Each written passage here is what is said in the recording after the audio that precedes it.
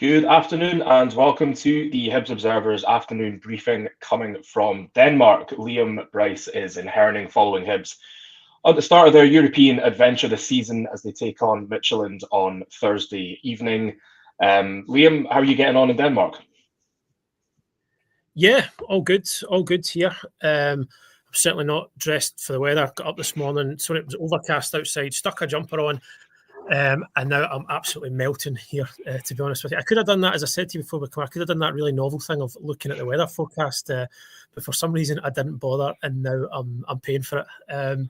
But yeah, all good here. We arrived so early yesterday evening. We're up very early-ish, I suppose, this morning to go out to FC Midtjylland's training ground, and then now we still have the Hibs press conference to come at the MCH Arena later this evening, and then obviously we've got the game tomorrow. So everything's going well. I think you can see it's starting to busy up a wee bit on the streets of Herning. I think the Hibs fans are sort of concentrated into about a sort of maybe this maybe like 50-foot square radius, because there are two pubs, one right across the street from each other, a Scottish pub and an Irish pub. How do you know that?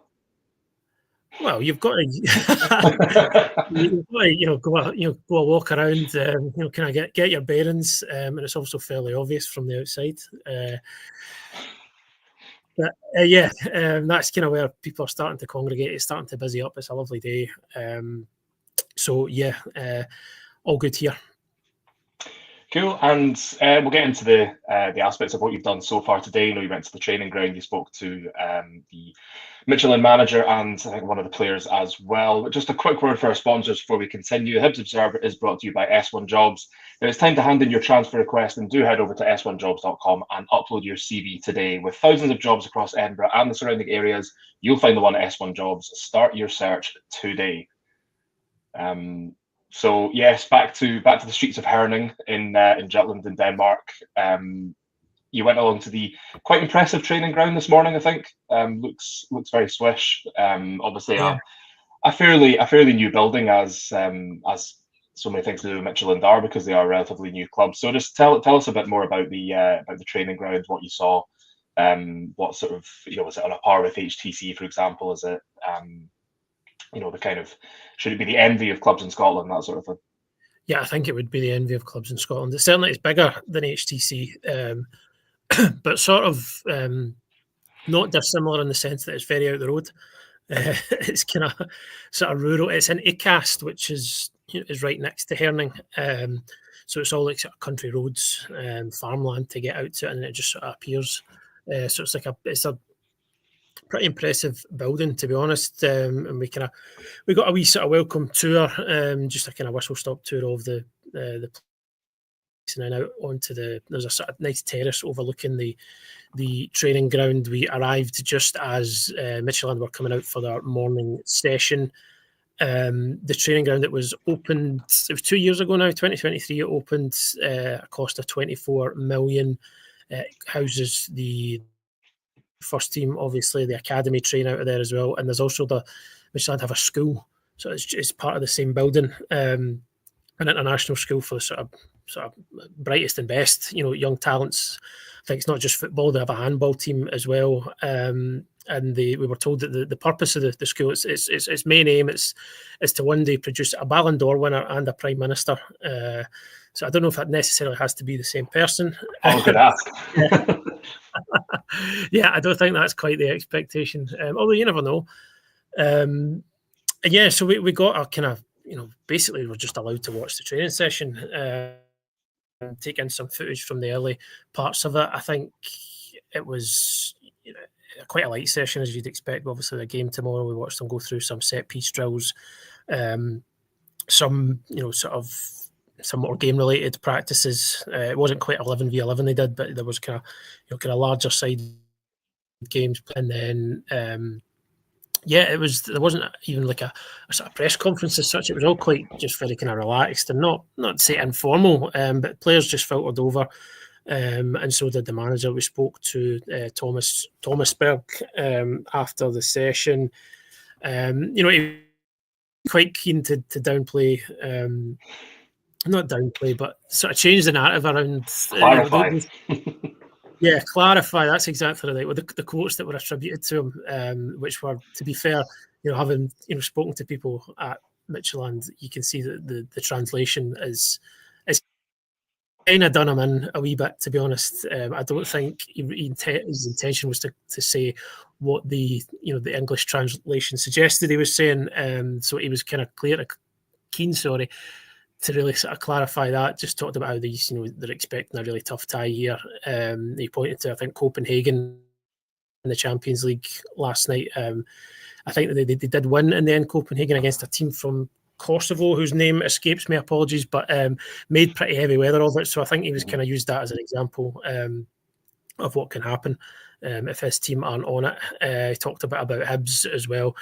He made a point of mentioning something that I think probably we've spoke about on here quite a lot, is how kind of tactically adaptable they are under David Gray, because we asked what do you expect from in terms of style, and he says, well, it's hard to say exactly, because they are capable of changing up their approach. The phrase he did use was, we do think they'll come here and to a certain extent try and protect themselves, which sort of basically means keeping the tie alive, going back to Easter Road. And he was talking about the importance. I mean, they're kind of decent European pedigree, Midtjylland. They know how these qualifiers work. They know it inside out. They'll know that if they have to go to Easter Road, a noisy Easter Road capacity crowd, with the tie still very much in the balance, and that's when upsets can occur. So I think what he was, reading between the lines of what he said, you can maybe expect Midtjylland to really go for this tomorrow. They want to go back to Easter Road with a healthy advantage. And obviously he expects Hibs to try and do their utmost to counteract that.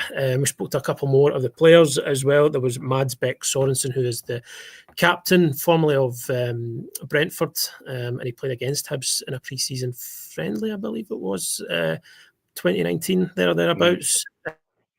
So that'll be available to read on the website later on, which I'm pretty certain it's 6 p.m. UK time. That'll be available. And then there was also Kevin Mbabu, who spoke to the press. That'll be later on. Obviously, Mbabu spent a brief period on loan Rangers. So you get a bit of Scottish football knowledge interviewed him as well. And then it was just quite fascinating, to be honest, because they are a really interesting club, Midtjylland. Where they come from, only formed in 1999. They were part of a merger between two clubs who were formerly rivals.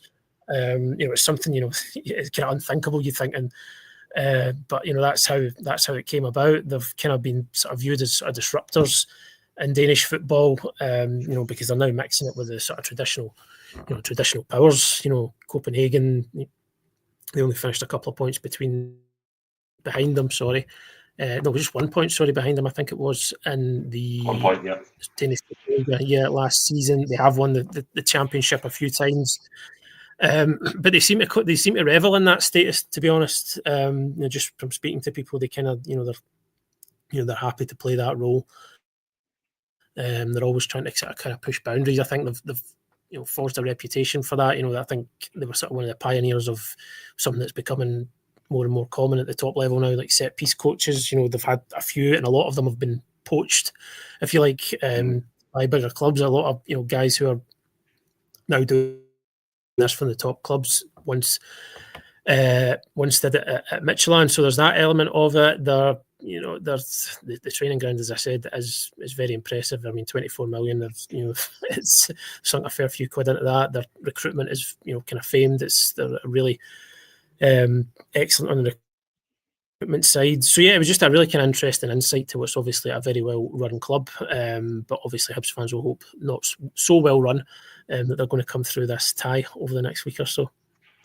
Yeah, I mean, I think you look at Midtjylland and you look at their recent experience in Europe, the teams they've come up against, teams they've beaten, and I think talking to Gisli Thorson yesterday and just saying that the MCH Arena is a very difficult place to go, not necessarily because because of like an atmosphere or like some stadiums can be a bit cauldron like in situations like this, but just that they are very well drilled, they are very sort of strong at home. But I think granted, there's been a few changes in terms of personnel, but I think we probably saw enough from David Gray's Hibs side last season to suggest that they should be going into this tie, probably with a fair amount of confidence that they can get something to take back to Easter Road. When you consider how they performed against the likes of Celtic and Rangers, how they performed against Hearts, the kind of spirit shown, I guess, to come back in that 3-3 game with Aberdeen. So they've got, they've maybe got one of the hardest things for to sort of get for one of these ties, which is that mentality that not knowing when you're beaten, and being able to take your chances in games where you're likely to have fewer than you might in others. Yeah, I think that's it, really. I mean, obviously, I'm kind of come on here really singing the praises of Midtjylland, but it's not it's not David and Goliath stuff tomorrow night. They are a very they're a well-run club. They're a good side. They do have a bigger budget than Hibs, but it's not it's not beyond the realms of possibility that Hibs could turn up here and get a really positive result tomorrow night. I think you looked at the kind of first game of the league season for Midtjylland last week, 3-3 draw. Very unlike them, apparently, in terms of how they basically gifted goals. I think was the consensus. So as a team, perhaps that at the moment that does have a mistake in them at this stage of the season, where all teams really are still trying to get up to top speed, get up to top gear. Then these things can happen, and Hibs are just have proven that they can. They can mix it with so-called better sides. The likes of taking points off Celtic, Rangers last season. And it is one of their strengths. As I was, kind of referenced the Midtjylland manager saying that they are adaptable. They're kind of sort of moldable to different challenges. So it is that chances might be few and far between. It sort of looked a wee bit like Midtjylland were maybe working on how to break down pack defence, if that's maybe what they're anticipating. But I mean, we've seen that Hibs can do that. If they want to sit back, they've got the personnel, they've got the discipline. They've been well coached enough to be able to do that. If they want to be aggressive and really, maybe try and catch them off guard, take the tie to them, they've got that in the locker as well. So I just, it's a fascinating tie. I think there's kind of so much to look forward to tomorrow night. Definitely, and hopefully a good result for Hibs to take back to Easter Road for next week. I will let you go shortly because I know you are going to go off to the Hibs press conference to hear from David Gray and I think Jamie McGrath as well. But we will have further content to come from Herning, and I suppose possibly a kind of possible team lineup as well. We'll see if Gray gives any hints this evening. I would put my money on that he won't, because that's not the kind of guy he is. I think he will like to keep Midtjylland guessing, but no reason why we can't have a stab at it tomorrow and see how wrong or how right we are with our selection. So do stay tuned into our YouTube channel, to our website. Do subscribe to the website if you haven't already, hibsobserver.co.uk/subscribe. £1 for 6 months. You get access to everything that we're doing, which includes all of our content from Denmark and throughout the season as well. But yeah, thanks for joining us, Liam, and let you go to that press conference now, and we will speak to you again soon. Thank you. Cheers.